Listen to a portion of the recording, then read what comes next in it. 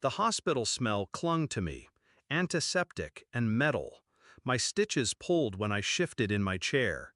I was still sore from the accident, my body bruised, my ribs aching. That's when my father started yelling, "Pay rent or get out!" His voice cracked with the kind of rage he thought made him a man. "I can't right now, The slap came fast, ringing in my ears. My cheek burned, my head snapped sideways, and the world tilted. I hit the floor hard. Blood filled my mouth. My ribs screamed when I tried to sit up. He stood over me, sneering. "You think you're too good for this family?" I didn't answer. I just looked at him. And that was the moment something inside me went quiet. Not broken, quiet.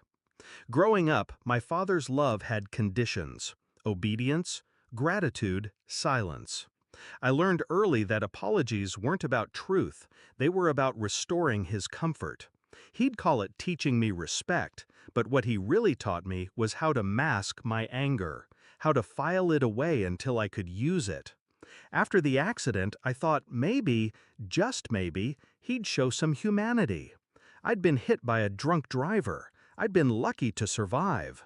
But instead of care, I got an invoice, rent, utilities, interest for every day I wasn't working. He'd done it before, turning my pain into leverage. But that night when I tasted blood on the carpet of the house I'd helped pay for, I decided this would be the last time. I didn't yell. I didn't threaten. I planned. First, I needed space.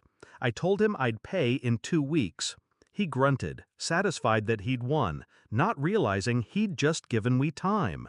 I stayed in my room, healed, and researched. Property records, bank accounts. I knew he'd refinanced the house twice, always desperate for cash. I also knew his taxes were creative. Then I remembered something. When I was 17, he'd made me an authorized user on his business credit card for emergencies. He'd never taken me off. That was my opening. I started small, transferred every legitimate business expense to a neat spreadsheet. Then I documented the less legitimate ones, the vacations, the cash withdrawals, the bar tabs that stretched into hundreds. I packaged it all with receipts, dates, amounts, and sent it anonymously to the IRS. Not out of spite, out of precision. While they reviewed, I worked on the second part. I'd overheard him brag to a friend once about renting out his back garage for cash off the books.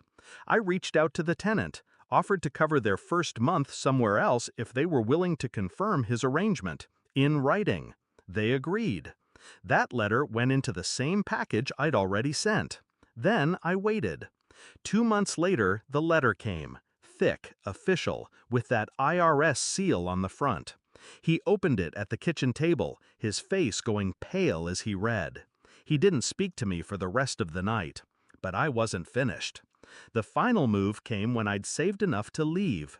I found a small apartment across town, signed the lease, and packed quietly. On my last morning in that house, I left an envelope on the table. Inside, a note, and a copy of the report I'd sent to the IRS. The note was short.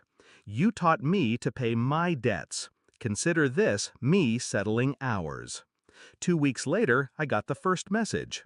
"They froze my account. Are you behind this?" I didn't respond. A month after that, "They're auditing me. You've ruined me." Still silence. The last time I saw him was by accident, in line at a gas station. He looked smaller, older. He didn't make eye contact. I walked past him like he was a stranger. Some people think revenge is about rage. It's not. Rage burns too hot, too fast. Precision is colder, quieter, more permanent. He thought he could beat me down and I'd keep coming back. He thought family meant ownership.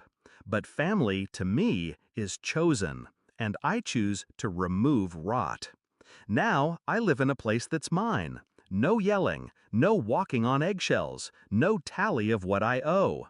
He taught me that power belongs to the one who can walk away without looking back. So I did. And the best part? Every April, when tax season comes around, I know he thinks of me. Not with love, not with pride, with fear.